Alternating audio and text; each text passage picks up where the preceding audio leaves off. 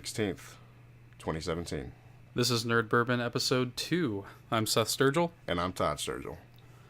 Todd, E3's over. Or the conferences are over anyway. The actual show's just begun. It was a pretty decent year, I would say. Yeah, it definitely was. Like, there were a couple disappointments, but overall it was a good E3. Oh, and we will get into the fucking disappointments. No, it was a good E3 overall. Everybody had at least a decent show. I wouldn't say anybody had like a straight up bad show. We're gonna go through it all. I'm gonna do a little bit of housekeeping first. Hopefully the audio is gonna be a lot better this time around. In the first episode we had some like weird shit going on with our mics. Todd's fan was on and blah blah blah. So this time the audio should be a lot better. I think the audio's improved every time we've recorded. So we should be good this time around. Basically what we're gonna do is Todd's gonna read off our predictions from the first episode, and I'm going to read off from my notes that I've been taking the past few days. I've been sitting there taking notes through all of the conferences, essentially live blogging it to nobody. And we'll read off and see what we got right, what we got wrong, and what we didn't get at all, because there were several surprises this year. So, start us off, I guess, before we even jump into that. How would you rank the shows between all of the conferences? Okay. How would you rank them? For me personally, I'll do a top 3 off bat. Easily, Okay. It's going to be Microsoft, Ubisoft, and Nintendo. So Microsoft is your favorite? Yes. Nice. That's unexpected. Yeah, I shit on Microsoft for the past couple of years. Yeah, but everybody does. Yeah. For good reason. Yeah, I think the way I would rank them is my favorite was Nintendo, surprise, surprise, followed by Ubisoft, followed by Microsoft, and then Sony, Bethesda, EA. That's how I would rank them. That's after like my top 3. That's basically how I rank it as well. Yeah, and we'll get into it, but there's definitely some good and bad surprises this year. Shit, let's go ahead and start off with EA. What do my predictions look like? All right, so with the what we know section, it was Star Wars Battlefront 2, Need for Speed Payback, FIFA, Madden, and NBA and stuff like that. And with the what we predict, so a new IP from BioWare would be announced, which happened. That was Anthem, and we'll get into that later, because I think we have a lot of thoughts on Anthem. Oh, definitely. At least one indie EA original, which we did see. That also happened. Yep. That was a way out from the developer of Brothers, Tale of Two Sons, I think it's called. Yeah. A small showcase for upcoming Titanfall 2 DLC and a Battlefield 1 expansion. So the Titanfall 2 thing, yeah, that didn't happen. Yeah. But the Battlefield thing did. We actually got a big blowout, kind of, way more time than I expected, devoted to the new expansion called The Name of the Tsar. We'll get into that. I'm gonna go through after we kind of see what all we got right or wrong. I'm gonna go through everything. So, and then a big blowout on Battlefront 2 as their major game of the show, including a full-scale single-player demo and multiplayer gameplay. We didn't get the single-player demo in the show. Yeah, but they did do a demo of it like after the show, from what I heard. I didn't watch it, but I heard about it. Yeah, the press got a single-player demo, but we didn't get one. So I guess but we did get a multiplayer blowout. There was at the tail end of the show, there's 30 minutes of nothing but multiplayer gameplay. And what else we got? Need for Speed Payback demo. That happened. Yeah, it did happen. Yeah. Okay. And then Pie in the Sky, which was showing Visceral's Amy Hennig Star Wars game. Ugh. Did not get that. No. Bullshit. God, when are we gonna fucking see that game? How long is it gonna be? How many E3s are gonna go by where it's like, oh, and by the way, Amy Hennig's working on something, I guess. Bullshit. And then what was the other one? Wasn't it Dead Space? Yeah, Dead Space remaster and slash reboot. Jade Empire. That didn't happen either. It's like none of that shit happened. Yeah. No. None of the Pie in the Sky happened. I was pretty spot on with the normal predictions, though. Yeah, the normal predictions, I will go ahead and say, hashtag Seth Was Right. Hell yeah, that's worthy of the hashtag. Yeah. So yeah, we started off EA with like the most cringy Madden 18 drumline you've ever seen. They started us off right with the year's cringe compilations. And it led into a Madden 18 trailer, which looks to have a legit story mode. It's called Long Shot. And in fact, all of the I think all of the EA Sports games, EA Sports. It's in the game. I missed it when it was EA Sports Big. I missed that shit. But it looks like they all have story modes, which is weird. Yeah, that's kind of like the new standard at the moment for like the sports games. Like kind of like trying to make it a little more immersive for people. Kind of like you usually create your some of them have like specific characters, and Right. a couple of them are like it's more like almost an RPG where you're making your character. It's your story. I respect that though, because like I mean honestly, they could get away with just making it just baseline Madden or NBA.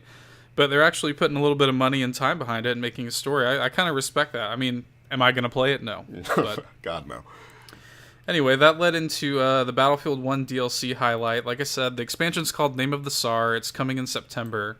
They actually have a little bit of a deployment of DLC in the summer, too. Night maps are coming. Competitive experiences are coming later this year. They just said it was tighter experiences. I don't know what that means. But the Name of the Tsar is going to have 6 new maps, which is a lot. Did the first expansion have that many maps? I think it only had like 3 or 4. Yeah, I think it only had like 3 or something like that. You're going to, obviously, Russian army is going to be involved with a women battalion, which is cool, and a bunch of new weapons. So, it's cool the game's still being supported, Definitely. More game is always a good thing. You and I are both season pass holders, so, or premium pass, or whatever the fuck they call it. That's premium pass. They then led into some FIFA shit, which meant it was time for us to take a nap. But shit, honestly, I was glad they were just getting it out of the way early, because normally it's like, oh, hey, we're going to pepper some shit around and then bore you to death right in the middle with a bunch of sports. So they brought out these like commentators called Men in Blazers that I've never heard of. I wrote in my notes here, apparently they took a jab at Peter Moore, which I guess pissed me off at the time. I don't even remember what they said now. I honestly don't remember what the hell happened. But at the time, I guess it pissed me off because I'm like, Peter Moore recently left EA, and I think he now actually works in sports. But Peter Moore is like, he's a figurehead in the industry. He did a lot of work for EA Sports.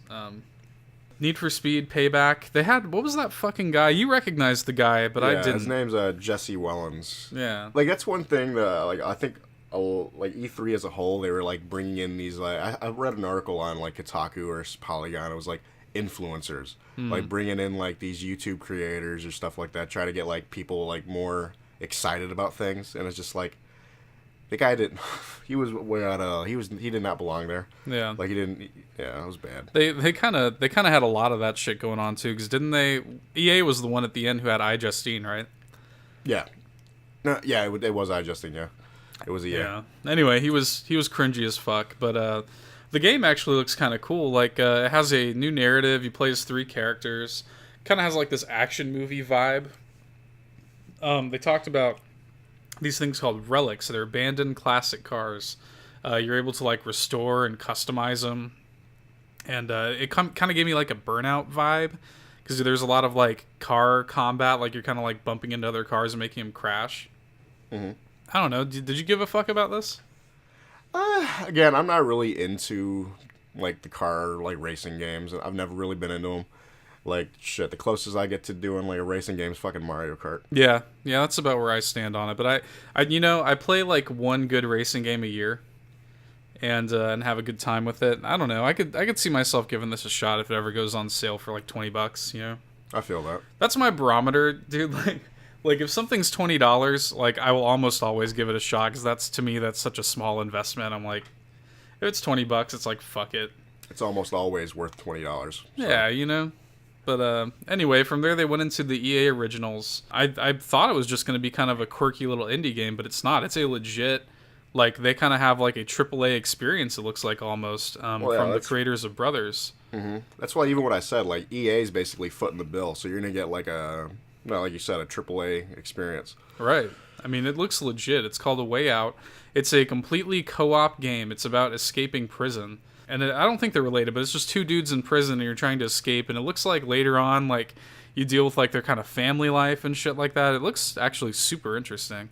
Has like the design has these interesting like perspective plays, and it's all in split screen. It's entirely in split screen. Even though you can play online, like it's gonna be split screen the entire way through. Looks really cool. It comes early 2018. I'm definitely gonna be checking that out. Yeah. Shit, if it's online co-op, you know you and I are gonna check it out. Of course. Always and forever. Mm-hmm. Apparently, right after this, they started name dropping Scorpio and talking about them sick teraflops. All 6. All 6 of them sick teraflops. And then they announced Anthem. I'm going to talk about Anthem more in depth when we get to Microsoft, because that's when they blew it out. They announced Anthem here and gave a little teaser, and then the full reveal was at Microsoft. Then they went into NBA Live 18. Hope you didn't put your pillows away, because it's nap time again. And then that's when they did the 30 minutes of quote-unquote pure unadulterated Star Wars. And then I wrote, but first let's talk about how rad we are for donating to charity. Apparently they did that. Mm-hmm. The main actress from the Battlefront 2 campaign, she took the stage to talk about it. Evidently it's 3 times bigger than the first game. There's more content across every single mode. And finally, it's going to include characters and content from all of the eras of Star Wars, which is legit. I'm super excited about that game. Where's your hype level at for Battlefront 2? Oh, I was hyped about it before E3, but actually seeing all the gameplay, I'm like, oh man, I'm ready for it. And the multiplayer looks fucking magnificent. Yeah, I'm liking all the changes. They got rid of those like pickup coins I really hated in the first one that they did. Yeah. I'm ready to Actual see skirmishes and shit like that. And I really like the... what was it called? Was it called Battle Points? Yeah, the Battle Point system is a good addition. I think That's a really smart idea. Because essentially you're earning battle points for how well you're doing in the game, and you spend them almost on... It's like not kill streaks, but you're spending them on rewards in-game. Like, that's how you are able to unlock playing as a hero, or you can play as, like, droids on the battlefield, or you can get armaments and stuff like that. It's really fucking cool and interesting. John Boyega had a pre-recorded video. He announced that Finn and Captain Phasma are going to be part of the first season of DLC. All the DLC is going to be free, which, how fucking cool is that? Yeah, it's... come on. Like, that's kind of like... You know, Titanfall did it. Worked out for Titanfall. I don't think anything worked out for Titanfall. I'm a believer. I am a believer. I love Titanfall, but nothing worked out for it. But so yeah, all post-launch DLC is free. I think that's fucking awesome. I'm really excited about that. And I just want to real quick before we move on to Microsoft. For the record, that's pretty much all that was at EA. Before we move on to Microsoft, I just want to say that EA is so fucking stupid if they are not making a new Skate, because towards the end of the conference, chat was blowing up about Skate 4. They wanted Skate 4 to get announced so badly. And in fact, throughout the entire show, they were talking about Skate 4. Yeah, I was seeing Skate in chat with fucking Nintendo's conference. Well, E3 Direct. During every conference, somebody was talking about Skate. And, you know, I think it kind of became a joke. Yeah.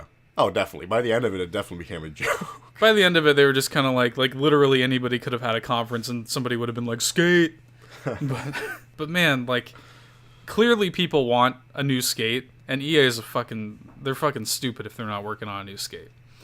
Anyway, moving on to Microsoft. This is going to be a long one, guys. We're already like 14 minutes in, and we're only done with the first conference, so buckle up. All right. So what did we predict with Microsoft? All right. Scorpio will be released this holiday for $4.99, which is... Yep. I was right on the money there. Hashtag Seth was right. Halo 5, Gears 4 will be shown on it, running at parity with their PC versions on high settings, native 4K. Gears 4 was. Halo wasn't, but Gears 4 was. Shadow of the Tomb Raider is real. Might be revealed here. That did not happen. Crackdown 3 finally releases. Yes, finally. With Terry Crews. Yep. New Forza releases this September like clockwork. It is releasing not in September, though, surprisingly. It was in, like, November? I think it's in October. October? It was like, I think it was October or November. October 3rd, yeah. We'll get into it. We'll get into all this in more detail, but... Cuphead is finally coming this year. It is. Sea of Thieves reappears for release this holiday season with an open beta It's not coming this this summer. holiday. Yeah. It's not coming this holiday. They did re-reveal it and showed a cool-looking gameplay demo where... Did you see that people were talking about they ate the banana backwards in that demo? What? Yeah, there's a moment where whoever is steering the game like goes to eat a banana to regain some health and eats it without peeling it, stem first. No. It's so weird. Anyway, continue. Some sort of Halo-related announcement that isn't Halo 6. Yeah, that didn't happen. There was no Halo anything. All right. So with the pie in the sky, you had, Banjo-Kazooie, Sunset Overdrive 2. That didn't happen. Something did happen that pissed you off. We'll get to that. Oh, yeah. We'll get to that. Scalebound isn't canceled after all, and in fact, the news of its cancellation was just a stupid stunt to get people to give a fuck about it. that didn't happen, but I wish it did. Still canceled. I forgot that I forgot that I wrote that. That would have been hilarious. Anyway, so let's get into it. Let's get into my notes here. We started off with the Scorpio montage. Feel true power. Scorpio's official name is Xbox One X. It is $4.99. Hashtag Seth Was Right. And it's coming November 7th. It wasn't too long after that before they started talking about the teraflops and went into the tech details. Xbox One X is capable of full 4K HDR, like not checkerboarding like PS4 Pro. It has liquid cooling, which is fucking crazy. Yeah. And it supports 4K Blu-rays. That is... See, let's stop for a minute and just talk about where we are with Xbox One X and where we are with Microsoft in general, because they had a fucking great show. Mm-hmm. Like, how did you feel coming away from their conference this year? Well, I went in with low expectations. Right. Because it's just like Microsoft has let me down. I've sold my Xbox One.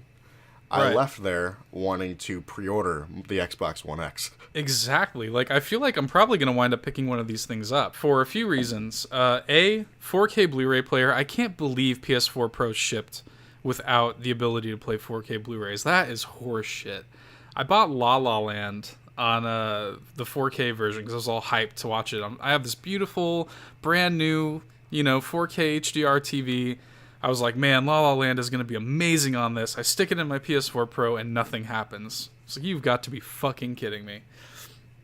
Totally botched. This is going to be able to play them. So I'm actually kind of like excited about that. Mm-hmm. And you and I were both kind of talking some shit about Microsoft before on the last episode.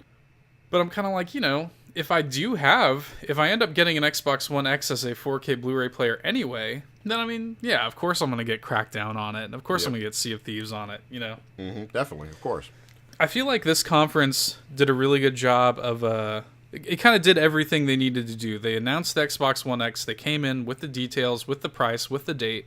And they said, hey, like, this is why you need it. They didn't quite have the games. They did announce a lot of games, but they don't quite have a lot of exclusives coming, like, this year. But I think they have just enough. I think they're trickling out just enough. And I think this was a perfect conference for Microsoft. This was exactly what they needed.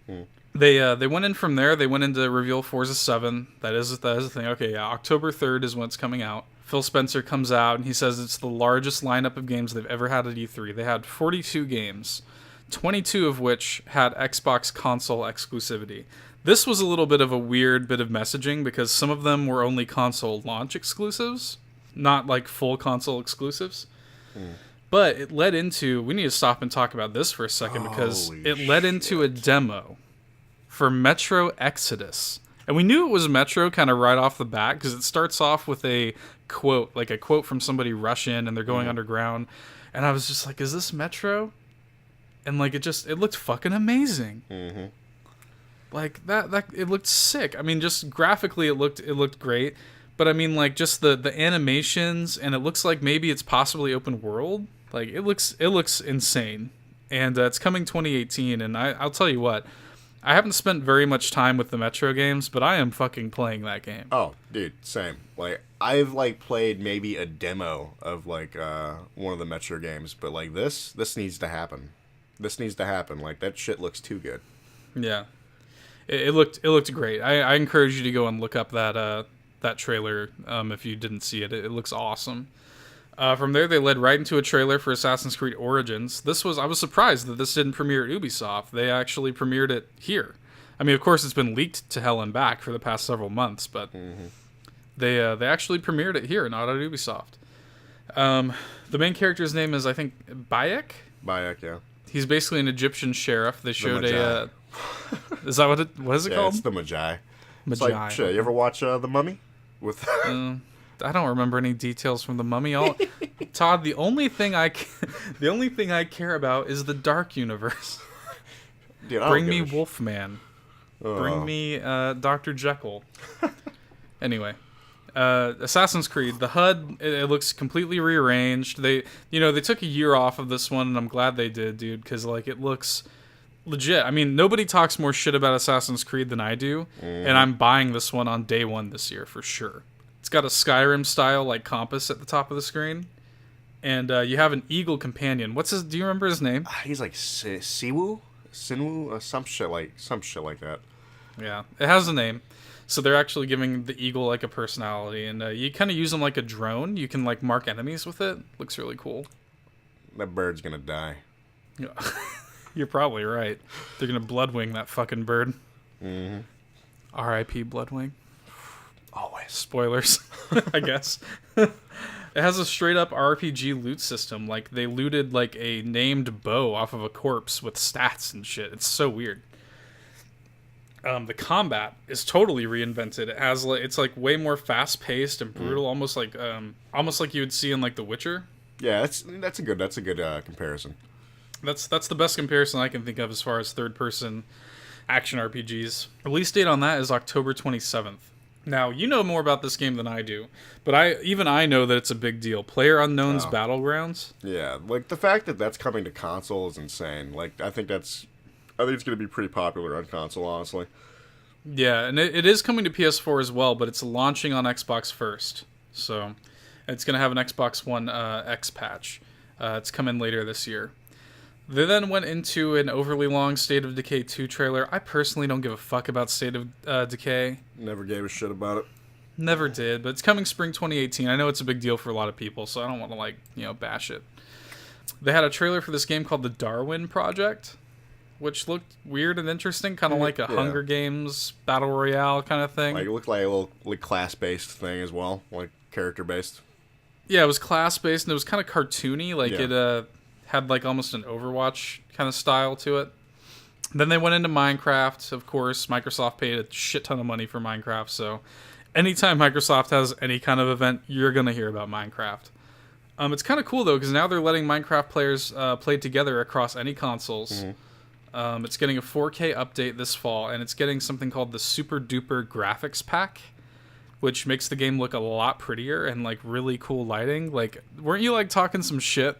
So when they were like, oh, Minecraft at 4K, I'm like, ooh, 4K squares. And then as soon as the super duper graphics shit came out, I'm like, okay, I'm going to take this shit back. This shit actually looks pretty damn good. Because they somehow made 4K squares look fucking beautiful. Like the sunset in the game, I was like, okay. Yeah, the lighting was really impressive. I was like, that looks damn good. Then we got kind of just like some rapid fire like trailers. We got one for this game called The Last Night, which looked amazing. I hadn't even heard of this. Apparently, it's been kind of in the ether for a while.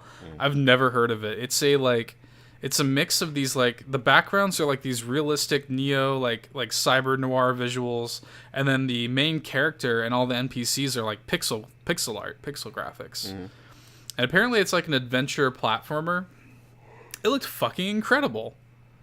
Like, I know there's all this drama going on with the dude, like, talking about Gamergate several years ago, which is stupid as fuck, but, you know, the game looks amazing. Yeah. The Artful Escape, do you remember this game? Yeah, it was the one where he was playing a guitar and all that. Yeah, it looked interesting, honestly. Yeah, it had a cool art style. Yeah. It looked super unique. It's another platformer, and it says it's coming when it's damn ready. I respect that. This was the Sea of Thieves demo. It's basically, I mean, it looks super jolly, as I've always said. That game looks jolly as fuck. It's coming early 2018. It had this annoying ass fourth wall breaking narrator. It had the backwards banana eating, and it's basically Pirate Destiny. I'm kind of down for it. I think we were positive on it in the first episode too. Tacoma's coming August 2nd. I can't wait. I'm so glad that game finally has a date. I'm a huge fan of Fulbright. And here's where shit got bad. Oh, this was the best part of the Microsoft conference for me. This is probably your favorite part of E3 in general. Yeah, it definitely was. So let me tell you this. They go into this trailer for this game called Super Lucky's Tale, right? And come to find out, I learned, upon doing a little bit of research, I learned this is actually a port of a VR game. Okay. I'd never heard of it before, but apparently it was on Vive and Oculus, and they ported it to make it more of a typical, like, 3D collectathon platformer. Now, it looks good. Like, graphically it looks good, the gameplay looks solid, but it's not Banjo, and I was so fucking mad seeing it. I'm like, wait a minute, you guys can do this, but you can't do Banjo?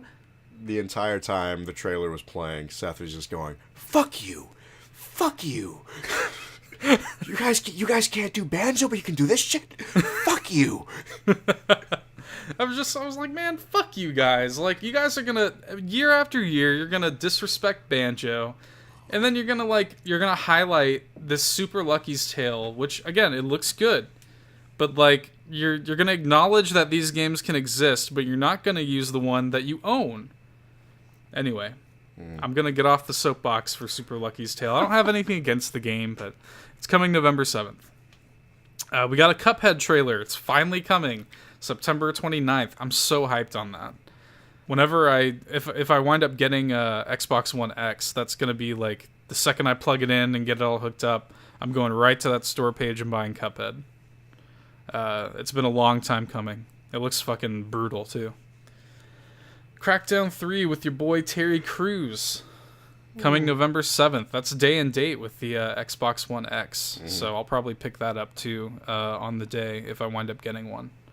What'd you think about Crackdown 3? We didn't see a whole hell of a lot. Yeah, from what we saw, it's like it's Crackdown. Well, I mean, it looks like more Crackdown. I saw some agility orbs. This is funny. They revealed Life is Strange Before the Storm, which was leaked, but now we kind of have details. It's a 3-episode series starting August 21st, or not 21st, 31st. And I love Life is Strange. The trailer kind of made me emotional a little bit because I love those characters so much. It was one of my favorite games of last year.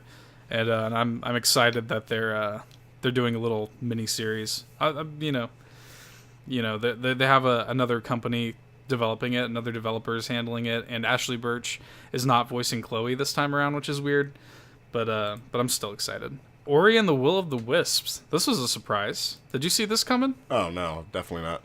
It looked amazing. They actually the art style looks a little bit different from the first one, and it looks great. The first Ori is a fucking amazing game. This is right towards the end of the show. They announced that, and you know what? I should have predicted this because I felt like this was coming. Because they announced original Xbox backwards compatibility, which is amazing. And the only thing you really care about is Jet Set Radio Future. Oh my god. I still have my Jet Set Radio Future disc, so if I can put that in there and it works, that would sell me an Xbox One right there. Yeah, it's launching later this year, and I kind of thought that because I was like, if they can make Xbox 360 work, essentially through emulation, there's no reason they can't emulate an original Xbox. Anyway, they then announced the price. We already kind of got into it. It's $4.99. # Seth Was Right. But they ended the show with the game Anthem, BioWare's new IP we talked about. Just give me your raw thoughts on Anthem. I'm rock solid. I need this game. It looked amazing. Like, it takes some serious cues from Destiny. It looks like it's kind of a connected world, party-based RPG. It's third person. It's on a much grander scale, though. Like, the world looks huge, and it's beautiful. And, like, the combat, the class-based system is based on your exosuit, it looks like. And, man, it looks fucking rad. Like, I was so blown away by that demo. They and then towards the end, we saw some of the other classes, it looks like. Yeah, there seems like some sort of, like, mage exosuit-looking thing. Just the visual fidelity and the quality of it all, it looks very high. It looks really good. That was one of the most impressive things I saw all E3. And I'm very hyped for Anthem. It's coming next year. So shit, that was Microsoft, dude. They had a great show, like we said. Let's move into Bethesda. What did we predict for Bethesda? Quake release date. I don't think that happened. Yeah, I don't think it happened. So obviously the other part of that prediction we didn't see. Maybe it's coming to console. So Yeah, that didn't happen. Fallout Shelter is coming to PS4 and possibly Switch. Oh, that didn't happen. That did not happen. I still think that'll happen, but that didn't happen here. The Evil Within 2 and the new Wolfenstein are the two big announcements. Both of which happened, yes. You said Wolfenstein maybe releases this holiday as a stealth drop, and Evil Within 2 is early 2018. But then I think we found out that they're both this year? They're both coming this year. In fact, they're within 2 weeks of each other. Damn. So we'll get into that. The Pie in the Sky was something that did not happen. A new special edition remaster from Bethesda, Oblivion or Fallout 3. New spin-off game for 2018 from another developer using the Fallout 4 engine, like New Vegas. Did not happen. It's called Pie in the Sky for a reason. But God, I would love it if it did. No shit. I would have loved it too. But Bethesda, we opened with first of all, they have this whole weird aesthetic going on with they were calling it Bethesda Land. And it was kind of this like 40s, 50s aesthetic of like of an amusement park and shit like that. But it opened with a montage of Todd Howard's army of child slaves. It was a bunch of like Bethesda employee children, and they were just kind of describing what their parents do for a living, just being cute and shit like that, if you're into that sort of thing. But the first big reveal was Bethesda VR. # Todd was right. I said this as a joke as they said Bethesda VR. I'm like, watch this shit be Doom. And it was. Doom VFR. Is that supposed to be like virtual fucking reality? Maybe, and I want it to be. Is that what that's supposed to be? I doubt that's what it stands for, but that's what we're going to go with. Yeah, it's called Doom VFR anyway, and they're doing this interesting thing with movement where it seems like you go from point to point, but beyond that, I mean, the gameplay looks like Doom. And then Fallout 4 VR, which is exactly what you expect. I mean, being able to live inside of Fallout, essentially. I think I predicted this as well. ESO Morrowind just came out, so they kind of pimped that, and they announced that some new DLC shit was coming. Then they announced Creation Club, Bethesda Creation Club. It's a collection of new game content for Skyrim and Fallout 4. You know, they have the mods and shit, but this is a little bit different. You use credits, and I don't know how you earn the credits, but you use them to purchase content created by both Bethesda themselves and verified like user content creators. So can I go ahead and just say something? It's another way of saying paid mods. Yeah, pretty much. Which is what they were going to fucking do anyway, wasn't it? Mm-hmm. And I don't see anybody getting an uproar about that, so they just needed to find the clever way of sidestepping that one. It's credits, guys. It's not money. Credits. You spend your money on the credits to buy mods. But it's not paid mods. That's coming this summer. I think I predicted this too. We touched on Elder Scrolls Legends. Mm-hmm. Content update is coming this summer. It's called Heroes of Skyrim. Oh no, sorry. There's a content update coming this summer, and then Heroes of Skyrim is an expansion, which is coming this month on the 29th, if you give a shit about that game. I don't. They then talked about Skyrim for Switch. This is weird. So, they didn't announce a release date for some fucking reason. They just said it's coming this year. They did detail Amiibo support, which the Breath of the Wild figures are going to unlock Zelda gear. Like what? You're going to be able to have a Hylian shield and a Master Sword and Link's like Champion's tunic. Mm-hmm. Super weird. They also showed off motion controls with the Joy-Cons. I can't remember if they showed that off before or not, but I don't think they did, because like I think the first time we even saw it was just like the first time we even saw Skyrim on a Switch, it was just like the Switch like put together with the Joy-Cons on the console, and it was just gameplay. I feel like maybe in the initial Switch reveal trailer, they like the guy that was sitting there playing Skyrim on the plane, he might have been doing it maybe with motion controls, but it wasn't as detailed as it is here. Because here they showed off like you're able to like fire arrows and stuff, and it's like full motion control, which is kind of cool, I guess. This was a surprise. Dishonored DLC, Death of the Outsider. How do you feel about this? I'm always down for some more Dishonored. You're playing as Billy Lurk? Billy, I feel like they're going to do the same thing with, like, you're going to be able to pick who you want to play as. Between her and Dowd? Yeah. That's actually a good point. I didn't think about that. Yeah, because they're both in the trailer. Like, I just assumed that they're going to take from Dishonored 2, and you're going to be able to, hey, you can play as her, or you can play as him. Yeah, Billy's the one that's on the box art, because apparently this is also getting a physical release date. Okay. Oh, okay. And, like, she's on the box, but But yeah, so that's coming September 15th. I still need to fucking play Dishonored 2. I'm like 10 hours into it, but I'm only on like the second level because I'm ghosting my way through it. Fuck all that. Quake Champions has, I don't know why I even bothered to take this note down, but Quake Champions has BJ Blazkowicz from Wolfenstein as a playable character. Okay.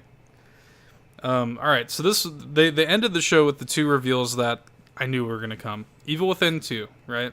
They had their this weird fucking trailer where everything was like bathed in white chocolate and and it made you want a fucking white chocolate covered yogurt pretzel like nobody's business. But it was actually a pretty cool trailer. It was really long, but it was pretty legit looking. How'd you think it looked? I mean, I'm assuming it'll be all right. Again, I didn't really play the first one, so I didn't care for the first one, but I mean, people love that game, so. It's coming October 13th. And then Wolfenstein. This looks fucking rad. I love the New Order. This one is predictably called The New Colossus. It's coming October 27th. How'd you feel about this one? Didn't play the first one, but I might be playing this one. Yeah, that was a really impressive demo. It looked really cool. And I was just, on both accounts, for both Evil Within 2 and the new Wolfenstein, I was surprised at how much they showed of both of those games. Yeah. But that was how they closed the show, man. That was the end of it. So, I mean, you know, it was fine. It was a little bit of a tame show. They didn't have as much. I kind of feel like, I don't know if you would agree with this, but I kind of feel like Bethesda could have gotten away with just not having an E3 show this year. Honestly, yeah. Like, you guys didn't need to. And especially for them to have, like, the Bethesda Land shit. Like, apparently they actually had rides built. Really? And I'm like, was it really worth it? But I don't know. Like, overall, that was like one of the weakest shows of E3. Yeah, I agree. How do we feel about Ubisoft? Ubisoft is slowly but surely moving away from my nickname of Oopsie-soft. They are, man. Like they've done a complete turnaround for me. They've made a lot of really smart decisions over the past year or so, and man, I'm really coming to. They're starting to become one of my favorite publishers. Why don't you take us through the predictions for Ubisoft that we had? So what we know, Far Cry 5, Assassin's Creed, South Park, The Crew 2, Mario plus Rabbids. This is going to be a great year. Blah blah blah. So all of that was what there. we predict. Assassin's Creed Origins is announced for an October release date. So both of those things happened, but not at Ubisoft's conference, but it did happen at Microsoft. Far Cry 5 is blown out with a gameplay reveal. We did get a little gameplay reveal of Far Cry 5. South Park is actually seriously coming this October, and it looks magnificent. It does. It is, and it does. Yeah. Mario plus Rabbids is coming in August/September, and we'll see more during Nintendo's E3 Direct. Both of those things happen. Yes. Although that's kind of low-hanging fruit. I feel bad for even putting that on the predictions, because like that game has been leaked to hell and back. Yeah. Anyway, continue. Crew 2 is a thing. We did see that. It is. It is a thing. Just Dance will inevitably be announced. It did. Yep. DLC updates for For Honor and Rainbow Six Siege, continuing their amazing support of those games. That didn't happen. No. Some sort of surprise game at the end of the show, possibly a new Splinter Cell, probably a weird new IP. But maybe. Oh, that. Oh, yeah. yeah. Go ahead. Go ahead. This is the one high in the sky that actually did come true. Beyond Good and Evil 2.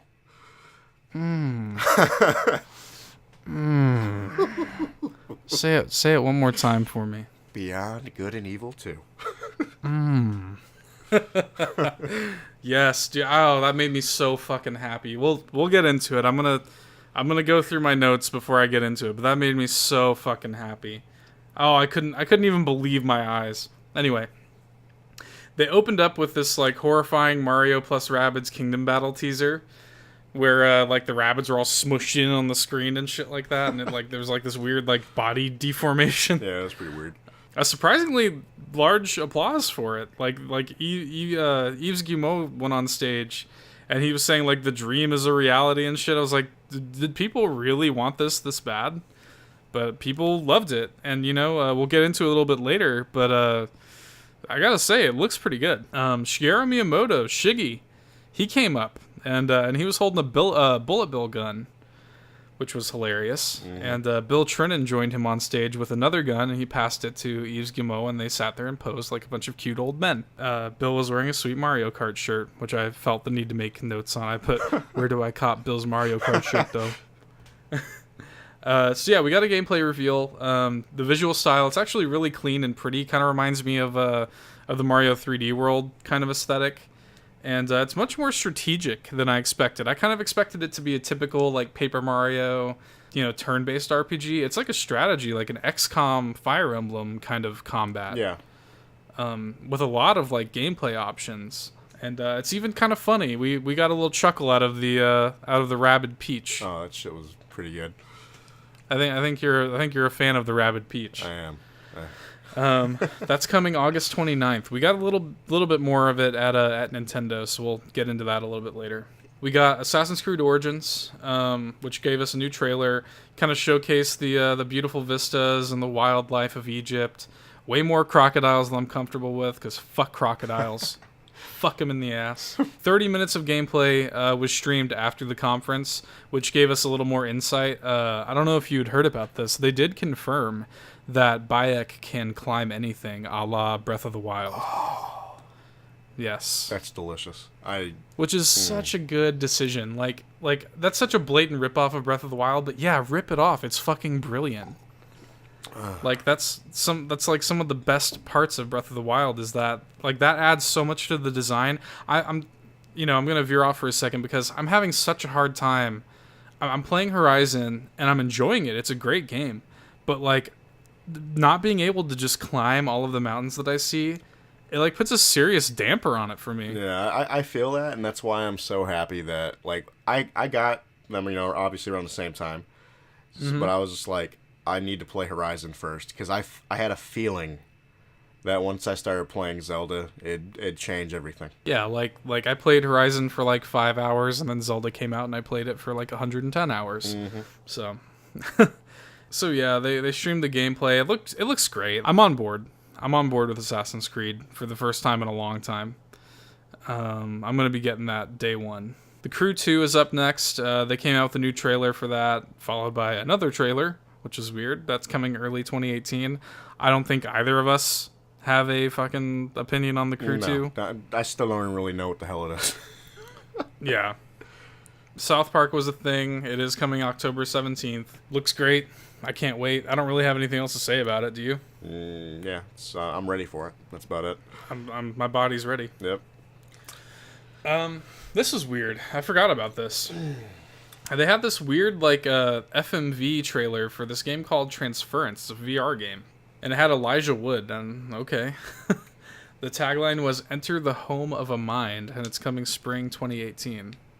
I don't know, it was weird. This was a surprise. So, we had a trailer for this pirate game called Skull and Bones.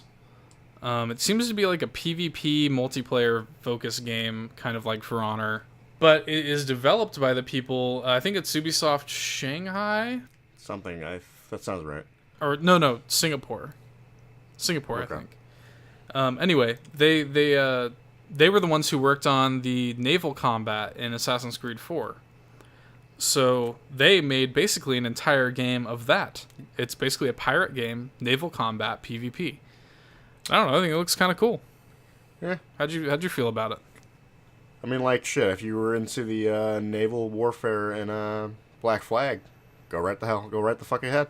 They'll be fine. Yeah, because this is literally exactly that. Obviously a lot, like, deeper, but... of course. At its core, Skull and Bones is Assassin's Creed naval combat, including the on-point sea shanties. Of course. Just Dance 2018, this was weird. They took, like, a weird, like, dance break with this fucking weird panda... And then just at the end of it, they were like sitting there dancing and singing and shit. And then like this girl just awkwardly goes, "Oh yeah, Just Dance 2018 is coming and this October to all consoles. Thank you." I'm like, what? This was a big surprise. So South Park for mobile, there was a phone on the screen, and I could tell immediately that it was Trey Parker's voice. I was like, "What the fuck is this?" And yeah, South Park Phone Destroyer. Like, what did you think about this? I'm interested. It looks like Just like the combat of the South Park games. Yeah, it had like it looks like an RPG, like a turn-based combat system, and it has like it looks like it's maybe card-based. It looked like there were some cards at the bottom. I don't know. Interesting. I think they said it was coming later this year. Starlink Battle for Atlas. This is a weird one. It's a space combat game that utilizes completely customizable Toys to Life spaceships. So you can get parts of these different spaceships and build them and like connect them to your controller and play with the ship that you built. Super weird. The one thing I am interested with that is how seamless is that going to be? Yeah, that's true. They didn't have like a gameplay demo, I don't think, or anything like that. It was just a trailer. Yeah. But it's coming fall 2018. I wonder if maybe this was the game that was like quote unquote leaked in Watch Dogs 2. That mission where you like sneak into Ubisoft and steal that trailer. Yeah, yeah. This was a surprise. An expansion for Steep is coming on December 5th called Road to the Olympics. I didn't realize people still cared about Steep. Okay. And then finally, towards the end, Far Cry 5 time, where they give me a puppy, they give me a good boy named Boomer, he's part of the Fangs for Hire, and it's amazing, and I can't wait to have my puppy buddy. And yeah, we also get co-op, so you'll be there too. I guess that's cool. But then, this is where I get a little flamboyant here. Because, and I knew it was, as soon as the trailer started, I knew what it was, but I thought that they were trolling me. The trailer starts and it's this pig like eating dumplings, right? And you can tell it's a pig because it's like behind the head and you can sort of tell he's a pig. And this talking monkey hands him like a golden idol. And I think he even name drops it as the Page idol. Page is the pig from the first Beyond Good and Evil. Mm. And I was like, fuck, there's not a sign of Jade. And we learned why later. But there's not a sign of Jade or anybody like Jade. It's just this talking monkey. And turns out, it was this really cool, really in-depth trailer. The city, like, there's like this science fiction, kind of like a cyberpunk city. And the monkey escapes because it turns out the idol was made of chocolate. And he escapes with this human. And they get onto this ship. And it looked amazing. But the whole time I'm like, oh my god.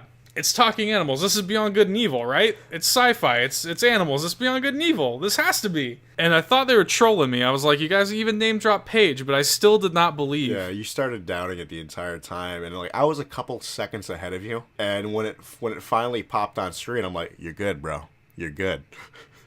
And I sat there and just the title card pops up, Beyond Good and Evil 2, and I'm like, was so pumped. I can't believe those fucking maniacs. I can't believe they actually Beyond Good and Evil 2 is a thing, dude.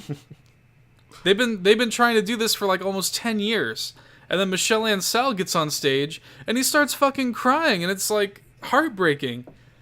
And I mean, you can just tell that like this dude has been working, it's a decade of this man's life. Mm-hmm. That he's been working on this game, and like finally here it is on stage at E3. We didn't see any gameplay. It's a pre-rendered trailer. I think the game's quite a ways away. But just the fact that I see that title, I see that trailer, it makes me so happy. And Michel Ancel, I think I said this on the last one, on the first episode. He said Beyond Good and Evil 2 wasn't going to be there. He straight up lied. I think I even said, I was like, you're lying. So... that's my big hashtag Seth Was Right moment in this E3 is his ass was lying. And I'm glad he was because I'm excited. This was kind of nice. At the end, so that was how they ended the show. Yves Guillemot came back up and he invited all of the Ubisoft developers in attendance on stage with him. And it was really sweet because they were all standing behind him and they just sort of ended the show together. I gotta say, that has got to be handily my favorite Ubisoft press conference ever. I mean, it was great. Definitely. I love Aisha Tyler, but it was really nice. It was really sweet. There was a lot of like really great, just kind of raw moments involving the developers. I think is a really smart idea that more people should, because oftentimes the stories that are behind making these games are more interesting than the stories of the games themselves. And it's easy to forget that there are people behind these computer screens that are responsible for making the games that you're playing and enjoying. And to see the Ubisoft show highlight the developers was really affecting for me. I thought it was a great show. Do you have any closing thoughts on Ubisoft before we move on? Again, I'm probably gonna stop calling them Oopsie-soft. I like that. Like there's this whole like heartfelt thing about developers. Like, I mean, I'm probably gonna stop calling them Oopsie-soft. Hey, I'm just saying how it is, man. So Sony. Alright. Let's get into. I'm gonna give my general thoughts on the Sony conference after. At the end, but let's get into our predictions for Sony. All right, so what we know: Uncharted: The Lost Legacy, God of War, Days Gone, Detroit, Become Human, Last of Us Part 2, Spider-Man, Death Stranding, blah blah blah blah blah. Almost all of that was there. So what we actually predict: Destiny 2 will have a major presence. I'm gonna be completely honest; nothing really had a major presence at Sony show. They didn't spend extended time with anything, but the next part. I did get right, which was kind of obvious, but yeah, exclusivity for Strike and platform exclusive gear and all that. Yeah. PS4. The game was made for PS4. I'm sorry. Yeah, PS4 Pro Support will probably match whatever's happening with the Scorpio version. Yeah. Which is true. Yeah. Days Gone is coming this fall. I don't think that they did not. They did not announce a date for Days Gone. What the fuck? Yeah. Anyway, I'll get into that. All right. Detroit is likely coming this year, which I don't think it is. I think it's coming 2018, isn't it? No, again, and we'll get into this again later, but no date for that either. Like what? All right. Gran Turismo Sport is finally coming this November. It is. So this is a weird one because it is coming this November, but they didn't even give Gran Turismo any real estate during the conference. They released a trailer after the fact announcing that it's coming this fall. Not a specific date, by the way, just this fall. Okay, more God of War gameplay is shown. Definitely was. I am excited for it. Oh yeah, the gameplay demo they showed was great. I mean, the game looks amazing. All right. Spider-Man gameplay is shown with a summer 2018 date. I don't think we got summer 2018. I think it said we early just got 2018 or something like that. Yeah, something like that. Nothing on The Last of Us 2, but Naughty Dog is showing off something from Uncharted: The Lost Legacy. Yep, that happened. More PSP, PS1 remasters. This is another one that's weird. So they announced after the conference that Loco Roco 2 is getting remastered. Okay. Pie in the Sky was Death Stranding gameplay reveal, so we actually know what it is. Didn't get that. No, we got no Death Stranding at all. Don't expect it or The Last of Us 2 until 2019. Any news at all about the Final Fantasy VII Remake or Kingdom Hearts 3? Kingdom Hearts 3 did get a trailer, though, right? Not at Sony. They released a trailer. Yeah, they released a trailer right before E3 started. Yeah. Which was an amazing trailer. I can't believe we got as much as we got out of that trailer. I actually didn't watch it. Yeah, I know you're not a big Kingdom Hearts guy. I am. I love Kingdom Hearts, but they actually show like full-on cutscenes with like voice acting, and it makes the game look like it's further along than it actually probably is. But we're actually, just a quick side note for Kingdom Hearts 3, because I don't think I would have a chance to mention it otherwise. We are getting more Kingdom Hearts 3 at D23 next month. The trailer ends with that, so I think they said that they're showing off a new world. Okay. Give me a Moana world. Please. Anyway, was that it? Yeah, that's it for the predictions. So Sony, we started off Sony with live music yet again, which is cool. You know, it's cool that they did that. They have this weird like water/light show. It was playing like this kind of like they had like sitars and it's kind of had this like Indian kind of theme. And sure enough, it led into Uncharted: The Lost Legacy. New trailer with completely fucked up audio. The stream, Sony stream, the quality of their stream was terrible. Absolute trash. Like the audio was fucked for about. It was fucked until I think. It was fucked until we got like halfway through the Horizon. Something like trailer, that. Yeah. Which was next. There was a trailer for Horizon expansion or DLC or whatever you want to call it. It's called The Frozen Wilds. It's coming out this year. But then yeah, like the audio was fucked up. The stream was laggy. I mean, it was just a low quality stream altogether. Even though the stage itself, like they had pyrotechnics, water and lights and shit. Like they had a crazy stage presence. But, you know, if you're watching online, the stream quality was terrible. Yep. We got a pretty lengthy Days Gone trailer with, like, they had, like, actual bodies hanging off from the stage, which was weird. The game looks cool. I can't fucking believe they didn't give us a release date for this game. Like, what? Yeah, it's insane. I'm trying really hard not to go off on a tangent right here. I know you are. I'm trying really hard not to just rant right now. But, like, the purpose of E3 is you have all eyes on you during E3, right? Like, for, you know, in the gaming world, this is as big as it gets. You have news outlets covering E3. This is the time when you tell people when your games are coming out. And you're not going to give Days Gone or Detroit a release date? You fucking kidding me? If these games are coming out, nobody's going to know about it. Like, unless you put a ton of marketing money behind it, and you're not going to put a ton of marketing money behind either of those games. I can't believe these games did not get even a vague release date.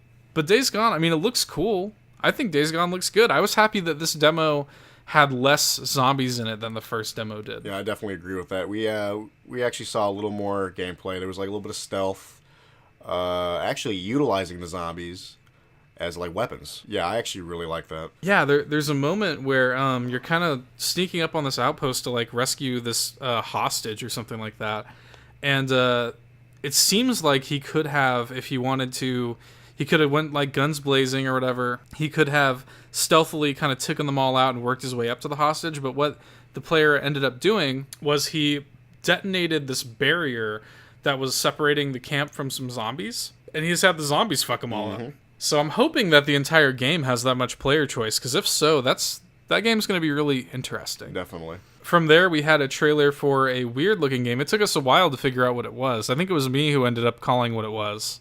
Yeah. When we finally saw some things, it ended up being Monster Hunter World, which is coming early next year. It looks cool. Yeah, that's kind of where my thought is. It looks cool. I'm not a huge Monster Hunter guy. We played a little bit of one of the ones on 3DS. I think Monster Hunter 4 it was. Yeah, something like that, yeah. I mean, I had a good time with it, but I wouldn't consider myself a Monster Hunter fan. No. But it looked cool. I mean, it's, you know, graphically it's on a much higher level than Monster Hunter's been in the past, you know. So this was a big surprise to some. I wasn't super shocked by this because Sony had recently re-registered the trademark for Shadow of the Colossus.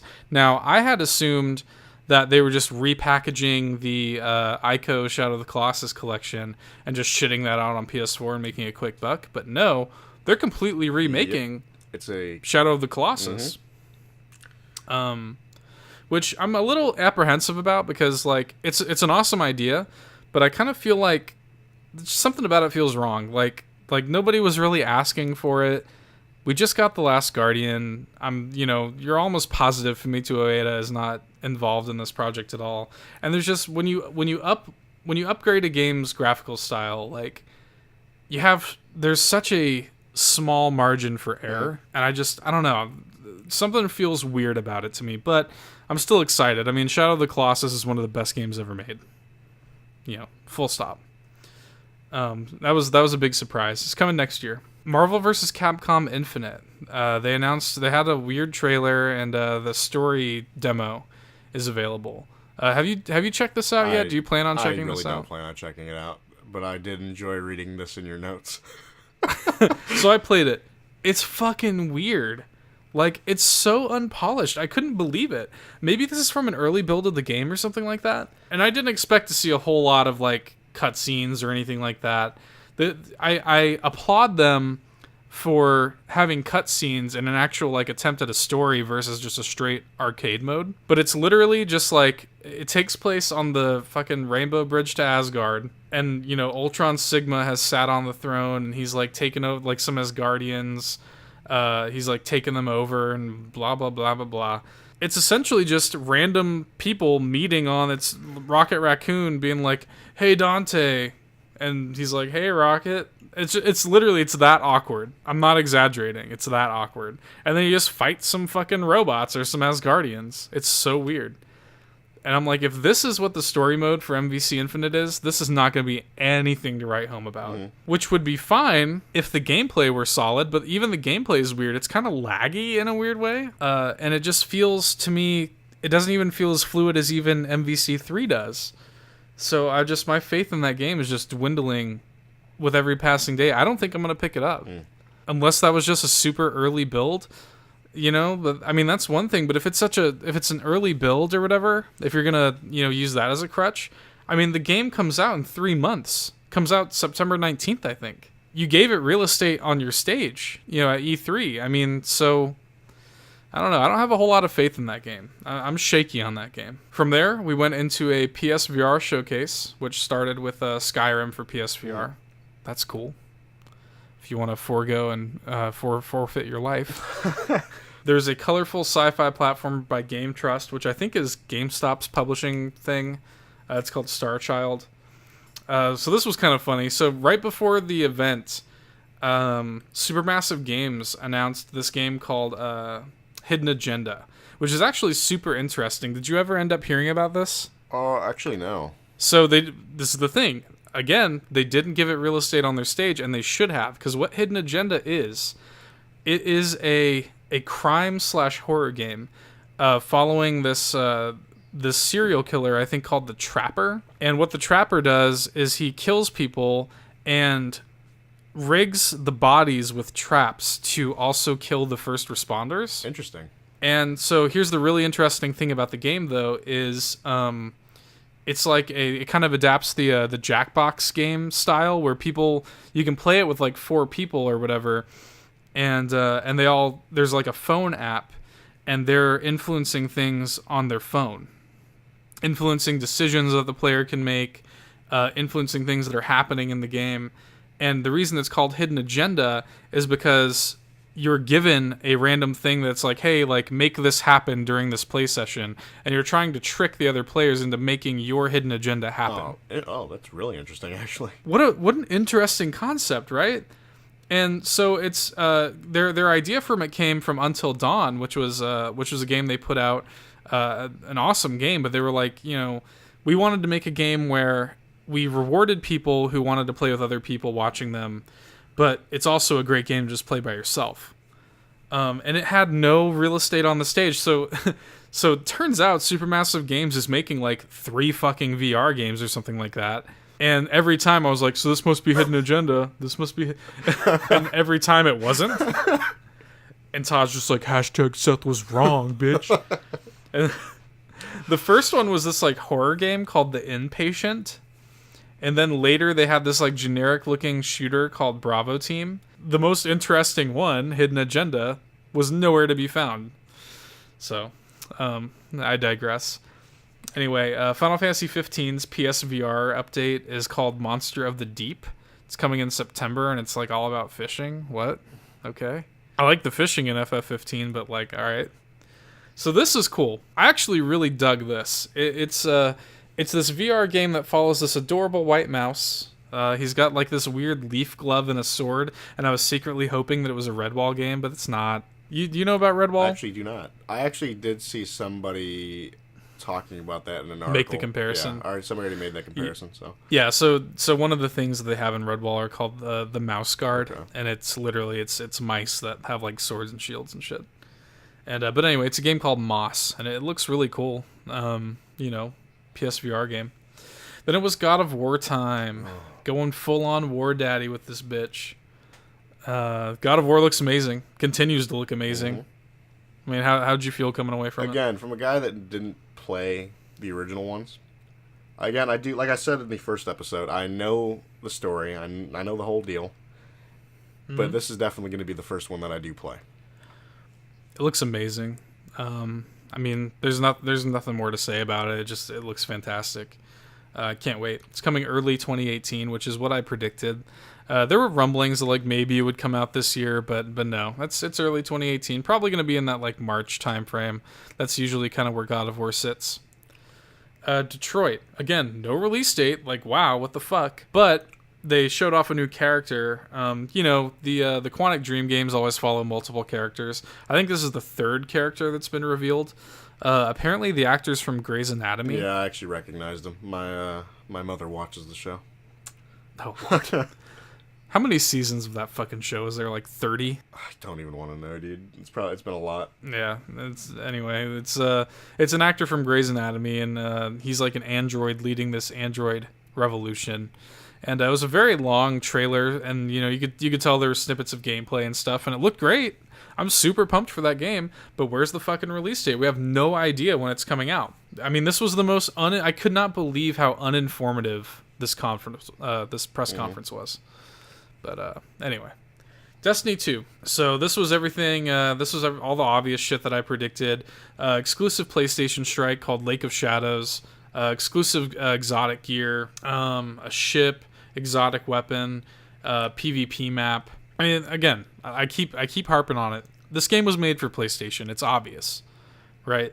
The PC port's going to be fantastic. Everybody's looking forward to it. But the PC port is coming almost 2 months later, on October, I think, 24th. And the console releases actually got pushed up. It's coming September 6th now, rather than September 8th.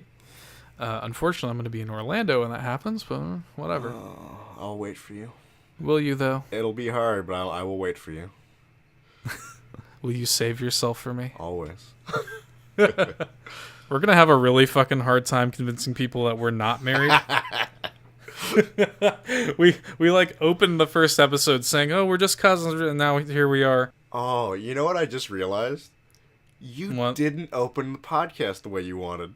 Oh, that's right. There was this cringy moment in EA's press conference where they shot it over to somebody overseas, right, or whatever, and he goes, oh, you look fantastic every time I see you. So I was going to open the show telling Todd that he looks fantastic every time I see him. Oh. I guess it just goes without saying. Anyway, after Destiny, it was Spider-Man time. How'd you feel about this Spider-Man demo? I'm down for it. I do agree with some of your notes. Very quick time event heavy. Yeah, too much, in my opinion. There's a lot of quick time events going on. I'm like, you're Insomniac, and you've got this. You can kind of tell they took a lot of notes from Arkham, the Arkham games. We kind of saw some Predator-esque gameplay. Yeah, I think I was the first one to call it out on that. Yeah, you were like, so this looks like Batman. And so is the combat. I mean, it looks like a very combo heavy, circle of dudes dodging. Yep. Not a bad place to take your cues from. But then you get into this long section of basically all QuickTime events. It was weird. I was just wanting to see what it's like to explore the open world, because that's what Insomniac nailed about both Infamous, that's Sucker Punch, what's another thing. We didn't see Sucker Punch's game. Yeah, we did not. What the fuck? Anyway, they Insomniac nailed that about Sunset Overdrive. I'm so mad about this conference. I don't know if you can tell. What you said about exploring the open world. Me and you have about the same amount of progress in Sunset Overdrive, but my sheer amount of time in that game is just me exploring and just traversing the world, because that shit is so fun. Insomniac nailed that about Sunset Overdrive. It's just fun to just exist and just run around in that world. And that's what I wanted to see. I wanted to see what it's like to just swing around New York City in this game, because I feel like that's going to be the best part about it, because it's Insomniac. Yeah, the villain that they were highlighting here, we saw a little bit of Kingpin, but then they had Mr. Negative, which was that was a cool one. It was cool to see him. He's kind of I don't want to say obscure, but he's definitely kind of a B-tier villain that you wouldn't think to include in a Spider-Man game. I'm kind of hyped to see that. Coming 2018, I wrote here, Marvel can't even go without giving the E3 demo post-credit scene, because after the shit was all done and dusted, we get a little post-credit scene with Miles Morales. That was kind of cool. That was very cool. I'm wondering where they're going to go with that. Is that going to get, are they even going to explore that in the game, or is that just going to be a little Easter egg? I feel like just showing that they got to explore it somehow. Yeah. So this is the one that happened earlier today. Spoiler alert, we're recording this early. Nintendo. So let's just real quick. Coming into Nintendo, what was your kind of expectation? I had a feeling that Nintendo would do some good shit. And they did. But they definitely did. Like I said, I just want to preface this entire segment. Like I said in the first episode, there was a lot of misgivings I had about my predictions, because of just the style of Nintendo. They do these directs all the time, There's a Treehouse stream going on right now where they announced some shit, and like, who knows? There might be a million other things going on in the world of Nintendo announcements right now that I don't know about. So this was just a 25-minute slice of Nintendo announcements. With that, go ahead and let's get into what my predictions were. All right. This is going to be a great direct. Let's show the stuff coming out very soon. ARMS is releasing in just 3 days. Buy it, blah, blah, blah. Zelda Amiibo are coming in on the 23rd. Now, Breath of the Wild's first DLC pack is coming either today or soon after the show. They did talk about the first DLC pack. It is coming soon after the show. It's coming on, I think, the 30th. And the second story DLC pack is revealed and dated for this holiday. Dated for this holiday, and it was halfway revealed. We'll get into it. Super Mario Odyssey is the blowout title of E3 for them. Oh, no, it definitely was. We'll get into that when we get to the actual show. A small wave of Mario Odyssey amiibo are coming. That happened. That is a thing. Unfortunately. R.I.P. my wallet. A Switch port of Smash is happening. That did not get announced at the show. Yeah, we did not see that. Pokemon Stars is real. It's an enhanced port of Sun and Moon for Switch with no locked Pokemon. This did not technically happen, but maybe it did. We'll get into it. Virtual Console launches today or soon. Did not happen. NES game. Fuck. No, it did not happen. Why not? Please, Nintendo. Mario. I'm gonna skip all the stuff that really didn't happen because it was just like bunch of Virtual Console stuff. Yeah. Like I predicted that GameCube was gonna be on there, and yeah. Mario plus Rabbids gets a small highlight. it did. It did. And yeah, I was waiting for this. That's the thing. It looks way better than you expect. Right. Like it does. Like it legit does. I mean, I'll get into it a little bit because they actually they showed it on the Treehouse stream, but it does. I mean, it looks like it has an XCOM feel. It graphically they're taking it seriously. I mean, it looks like a legit game. If I saw that, I'm not going to buy it at launch or anything like that, but if I saw it on sale or something like that, a good sale, I'd pick it up and I'd try it. It looks actually pretty legit. Splatoon 2 gets a small highlight, but nothing major. Yeah, they didn't really touch on Splatoon 2 at all. They had a little sizzle reel of competitive games that they actually opened the show with that had like ARMS and Splatoon 2 in it, but that's about it. Yeah, Monster Hunter XX is a thing. Did they show that? I don't think they did. I feel like we saw some No, we thought it was Monster Hunter, but it wasn't. Oh, right. Right. Yeah. Yeah. Put a pin in that for a second. We'll remove that pin and talk about that in a minute. Oh, I forgot about that until I just... Okay. Oh, Jesus. We'll have a small segment for 3DS games, but it's clear that the system is starting to wind down. It is true it's winding down, but it didn't happen in the actual E3 Direct. We did get a little bit of a 3DS love. We'll get into it. Yeah, small showcase for Nindies. No Nindies. No Nindies. No Nindies. No Nindies for you. Animal Crossing Mobile is finally revealed. No, that didn't happen. Nope. Xenoblade Chronicles 2 is delayed. You were wrong. I was hashtag Seth was wrong. I was straight up wrong about this. It did not get delayed. They're still saying holiday. Now, with that being said, they still have not committed to a date. It just says holiday 2017. Mm-hmm. So I reserve the right to reclaim my hashtag if it does end up getting delayed. But for now, they're maintaining holiday 2017. Mario Maker is already available on 2 systems, but it's coming to Switch as well. That didn't happen. No. Fire Emblem Warriors revealed, as well as the new Switch Fire Emblem. So Fire Emblem Warriors was, the Switch was not. The NES Classic. Oh, that didn't happen. No. Yeah. Yeah. In retrospect, that was kind of a stupid prediction for me to make. That would have been something. They'll just kind of announce. So was that it? We have the Pie in the Sky. I'm really just gonna skip through it because one of the Pie in the Skies did happen. Which one? What? Metroid. Right. I forgot that was one of my Pie in the Sky. Here's the thing, though. I think in my prediction, I think I said that Retro Studios' new game was going to be announced, and that it was either going to be Metroid Prime 4 or like a new IP. Here's the deal.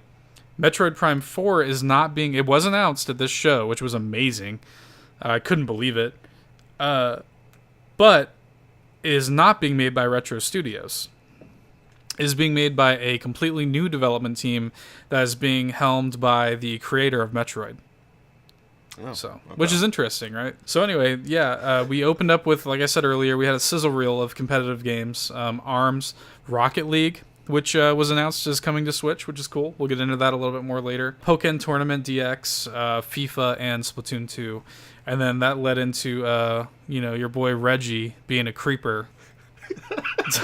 Acting like all prophetic and zen-like, talking about the game.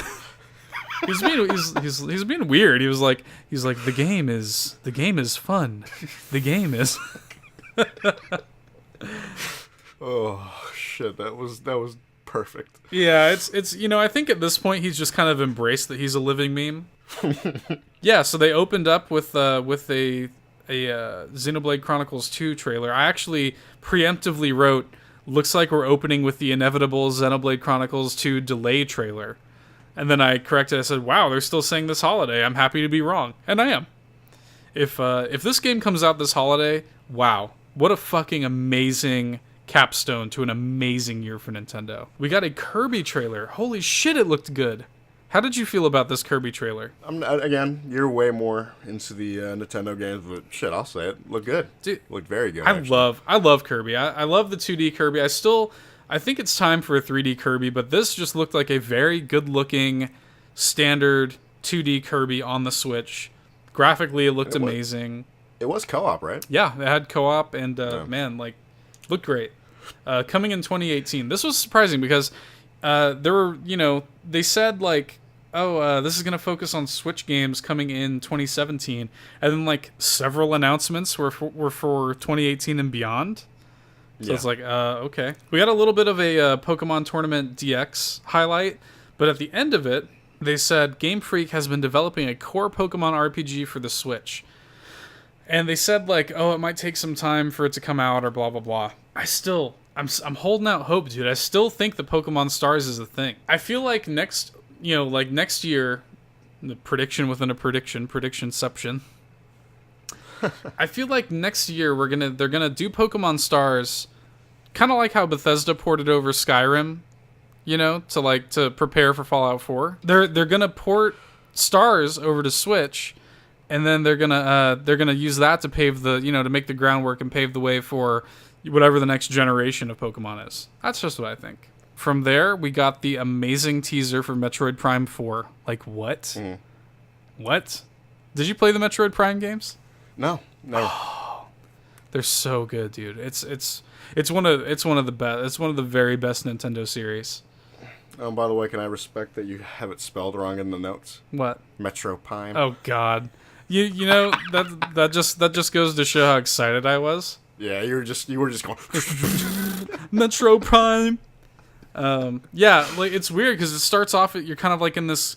You kind of have this galaxy, stars and shit, and then it slowly kind of forms into the Metroid symbol, and then a 4 is overlaid on top of it, and I was like, no fucking way, you maniacs. And it's true, it's Metroid Prime 4. They're developing it for Switch. What? Then we got a shot of a new Yoshi game, straight up gameplay of a new Yoshi game. It kind of had this craft style. And it was interesting because it had these weird perspective changes. You can go inside of a kind of it was on several dimensional planes. You can go inside of structures and stuff like that. It was really weird and interesting looking. Doesn't have a title yet. It's just they're just like Kirby. They're just calling it Yoshi. But it's coming in 2018. Fire Emblem Warriors got a full reveal. They actually streamed it on the Treehouse stream. We saw way more gameplay. That's coming this fall. Aonuma, my boy E.G. Aonuma, came up. Started talking about Zelda, obviously. He started talking about Skyrim for Switch. At this point, I was like, okay, maybe they're going to give the release date here in Nintendo's briefing, but still no. What the fuck? He started showing off some stuff from the first DLC pack. They have this thing called Trial of the Sword, which looks like Eventide Island on crack, if you played Breath of the Wild. Mm-hmm. Essentially, you're completely naked and you have nothing, and you just have to survive through different trials and waves of enemies. And apparently, throughout the course of it, any weapons and stuff that you find, you're kind of starting from nothing and building yourself up. So you can find armor and weapons while you're fighting and doing the Trial of the Sword. That first DLC pack is coming June 30th. And then what happened? What happened after that, Todd? I really hate that you have this written here. Because it's my husbando. Oh, Lord. My husbando Cass playing us that all too familiar song. I feel like I should insert the song like I respect it. So yeah, with that, we were seeing all the old champions. Yes. And the DLC pack 2 is called The Champion's Ballad. Yes. It's available this holiday. Yes. And so, from what we can tell, it looks like it's going to be a prequel. Mm-hmm. Like, which we actually, I think we specifically called that out. Like we said, oh, maybe it's going to take place after, but it could be a prequel too. Yeah. That's available this holiday. Yeah, it looks like it's going to be a prequel, man. I don't really know what to expect, but I'll tell you this much. They have some amazing looking amiibo coming out for all 4 of the champions. Oh, my poor wallet, dude. So far, E3's not even over yet. They've announced, I think, 11 new amiibo. Oh, you poor bastard. You're going to have to get yourself a new shelf. I already need a new one. But yeah, it's bad, dude. It's so bad. You have no idea how bad it is. So for context, because I don't think I ever fully explained this, I own every amiibo released, like US and Japan. Every single amiibo that exists, I have, because I'm a crazy person.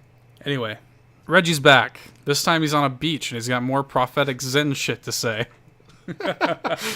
But he led into another bit of Mario plus Rabbids Kingdom battle. We had a little video of Izgumo from Ubisoft. He's just showing us some more gameplay. Another little highlight. I don't know if I said this during Ubisoft, but August 29th is the date for that game. I think we've talked enough about that. It looks better than we expected. Got a little bit of pimping for Rocket League on Switch. It's going to have exclusive customization items. I think they specifically said it's going to have like Mario and Luigi hats for your cars. Yeah, you definitely saw the Mario hat. Yeah, and it's going to have cross-network play, which is interesting. And anyway, that's coming this holiday. Now, I'm going to take that pin out. That pin that I placed in Monster Hunter earlier, I'm going to take it out now because this trailer starts, right? And you're behind what looks like a Tyrannosaurus Rex. And I'm like, and it's this realistic looking, dinosaur. And I'm like, oh, okay, so this is Monster Hunter Cross, obviously. And it's not. What is it, Todd? Fucking Mario Odyssey. Super Mario Odyssey with a fucking T-Rex. What? Excuse me? So, and then and the trailer opens up like that with this dinosaur with Mario's hat on it, and Mario like bounces out of the hat. And at this point, we didn't realize what was truly happening because a major mechanic in Super Mario Odyssey that was revealed today is that you can use the hat to like possess enemies, and you can actually become the fucking dinosaur. Mm-hmm. You can become a Mario dinosaur with a little mustache. Oh my god. It's insane. It's so fucking weird and stupid, and I love it. You can become Goombas, bullet bills. You can become light posts. Like, you're gonna be running around the world of Mario Odyssey, just throwing your hat at everything, seeing what you can turn into. And there's this gross shot of Mario like possessing this like tall man. Oh, it's so weird. It's Mario Odyssey's coming October 27th. I'm gonna talk a little bit more about this soon. Actually, right now, I guess, because that's how they ended the direct. Was with Mario Odyssey. Yeah. October 27th for that game. Way sooner than I expected. I kind of expected November-ish. So yeah, they started from there with the Treehouse stream. I'm just gonna touch on what we've watched. It's still technically going on as we're recording this, but I feel like for major announcements, we probably saw the bulk of it. They started the Treehouse stream by talking about more Mario Odyssey. You just throw your hat at fucking everything. It has a huge focus on player exploration and experimentation. Like, it's clear that it's very clear that Breath of the Wild influenced Nintendo design going forward. What did you think of this Mario Odyssey gameplay we saw? Like, just give me your thoughts on both Nintendo in general, the state of the Switch, and Mario Odyssey. Nintendo's doing the Lord's work, for one. Mm-hmm. Like, Super Mario Odyssey, like, the amount of just pure stupidity in the game is incredible. Like, you become Bullet Bill. Like, it's like, what is going on? So stupid. I love it so much. And the amount of exploration in the game. Like, ugh. Yeah, at one point they showed there was multiple ways to get onto this rooftop, and like the stupidest way was shit. I'll let you describe it. You were the one that was going all ape shit about it. Which one, the rocket ship? No. There was like a building that he was trying to get on top of, but he was. Oh, yeah. Me and everybody in the Twitch chat was like, jump. He was on top of this building off. that was higher up, looking down at a roof, and we're just like jump, fucking jump. And he did. He jumped off and he landed right on the rooftop. There's a whole route that he could have taken to like get up there, but he just jumped off of the fucking roof and got up there. Yeah, there was all these cool little Easter eggs. We know that New Donk City is full of Easter eggs already, but like Pauline is the mayor, and I'm really looking forward to seeing if they incorporate other Donkey Kong characters. I'm just going to kind of run through some of my notes here because they revealed a lot of little things about it. It seems to be moon collectibles rather than stars, which is traditionally the collectibles that you're going after in Mario games. And the challenges associated with them are titled. So kind of like in Mario 64, it's like Into the Wild Blue Yonder star. You know, these moons are titled like they are in Mario 64 and Sunshine. For the first time in the Mario series, you can actually buy things with world-specific currency. It's like these purple currency, like it could be a coin, or I think in the Day of the Dead, like Latin Spanish level or whatever it is, it's like a little triangle, and you spend them at the Crazy Cap shop where you can buy clothing as well as souvenirs to decorate the inside of your hat ship. And then Todd made the point. You want to tell the people at home what point you made with the when we were watching gameplay of the sort of Hispanic inspired level? And this shit going on with the world. The world we live in. I already know somebody's gonna cry about some cultural appropriation. I liked Mario before it was racist. Because you see Mario and he buys a poncho and a sombrero, and he's like dancing and playing the mariachi band and shit like that. It's me, Mario, the racist explorer. They showed a segment where Mario became 2D inside of a wall. Oh, that shit was so cool. That was so cool. Like he goes into this pixelated warp pipe, and all of a sudden the wall is pasted with like, in the style of like the old games, like 2D sprites, and you're moving alongside of it. And then he just jumped off of the wall onto the top of the wall, and now he's 3D again. It was amazing. Yeah, it's like seamlessly going into 3D. And it's not even just Mario. You have the enemies doing the same thing. Right. And then they showed a boss fight. The bunnies that we saw in that first trailer, they're called the Brutals, and they're an evil wedding planning firm hired by Bowser to make sure that his forced wedding with Princess Peach goes off without a hitch. You fight each of them evidently several times. And the boss fight they showed was cool. I guess her name is Harriet. She's like kind of the little sister Brutal. And it looked like a fun boss fight. I mean, just the game looks amazing. Beating the bosses awards you with a Grand Moon, which is worth 3 Power Moons. So yeah, it just looks like we're moving to moons rather than stars in this game. This game has some weird shit going on. And then they revealed the Mario Odyssey amiibo, which I predicted. There's Mario, Bowser, and Peach in wedding attire, and they unlock costumes. So this was the big surprise. We're almost done with all of my notes, but a big surprise that happened after this was they announced a secret 3DS game. It's Metroid, a 2D Metroid game for 3DS. Like, what? What'd you think about this? This is definitely a surprise because, like, again, 3DS should be winding down, so I'm pretty surprised that they're even, making this. Yeah, I mean, this is a big surprise in general because there's a lot of Metroid love at this show. Metroid as a series has been kind of ignored for a long time. Yeah. So in this show, not only are we getting, Metroid Prime 4 is in development. Not only is this game's called Metroid Samus Returns, and it's basically a reimagining of Metroid 2. Mercury Steam is developing it. I think with help from the original Metroid creator. I forget the guy's name. But not only are we getting that, but we're getting 2 new amiibo to coincide with the game. It's a Metroid amiibo, which actually the top of the Metroid ball is like squishy, which is going to be cool. And the Samus amiibo that they're releasing for this game is like instantly one of my favorite amiibo that they've ever released. It looks amazing. So detailed. The pose is cool. They haven't said what it does. They said it would be a spoiler, what the amiibo functionality actually is. But like, dude, I'm so on board with this game. A 2D Metroid game on 3DS? Are you kidding me? And they showed extended gameplay, and like, it looks amazing. The last thing that I watched before we jumped on and recorded is they had a Fire Emblem Warriors blowout, and they unveiled 2 more amiibo, Chrom and Tiki. So far they've announced 11 amiibo. R.I.P. my wallet. Shit, man. That's That's it. That's all my notes for the E3 conferences. How did I do with my predictions? For the most part, hashtag Seth was right. Yes. Hashtag Seth was right on some real shit for Beyond Good and Evil 2. Oh, yes. Yeah. It's like every year. You win some, you lose some. It's just fun to predict, and it's fun to watch all the conferences live together and shit like that. And I don't know. We have a good time. It was a good E3. Yeah, it definitely was. So this was a very long episode. Like we said in the first one, not every episode is going to be this long. This is definitely an anomaly. Not until next E3 anyway.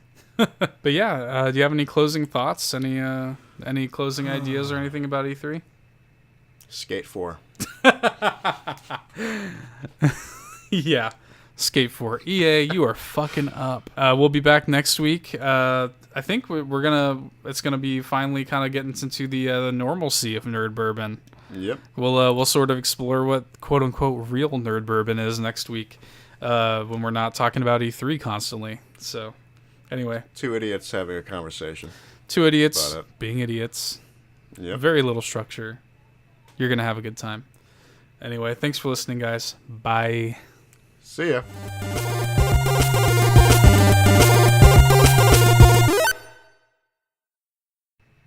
Skate 4.